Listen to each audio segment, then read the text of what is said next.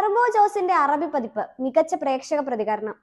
മമ്മൂട്ടിയുടെ ഒടുവിലത്തെ തിയേറ്റർ റിലീസായി എത്തിയ ചിത്രമാണ് ടർബോ. ആക്ഷനും കോമഡിക്കും പ്രാധാന്യം നൽകി വൈശാഖ് ഒരുക്കിയ ചിത്രം മെയ് 23-നായിരുന്നു തിയേറ്ററിൽ എത്തിയത്. മികച്ച ബോക്സ് ഓഫീസ് കളക്ഷൻ നേടിയിരുന്നു ചിത്രം. ഇപ്പോഴിതാ മലയാള സിനിമയിൽ ആദ്യമായി ടർബോയുടെ അറബിക് പതിപ്പ് പ്രദർശനത്തിനെത്തുകയാണ്. GCCയിൽ ഉടനീളം ചിത്രം ഓഗസ്റ്റ് 2-ന് പ്രദർശനം ആരംഭിക്കുകയാണ്. ഇതിനു മുന്നോടിയായി ചിത്രത്തിന്റെ വിതരണക്കാരായ ട്രൂത്ത് ഗ്ലോബൽ ഫിലിംസ് അറബിക് പതിപ്പിന്റെ പ്രിവ്യൂ ദുബൈയിൽ നടത്തി. ദുബൈ സിറ്റി സെന്റർ മിർഡിഫിലെ വോഗ് സിനിമയിലാണ് പ്രിവ്യൂ നടന്നത്.